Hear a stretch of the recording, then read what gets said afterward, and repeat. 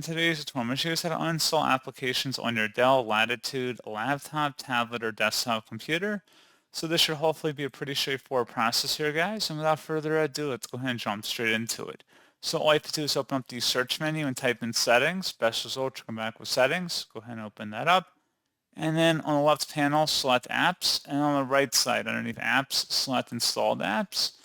And then over here on the right, either search for the application or search for this field, and then just scroll through and find the application.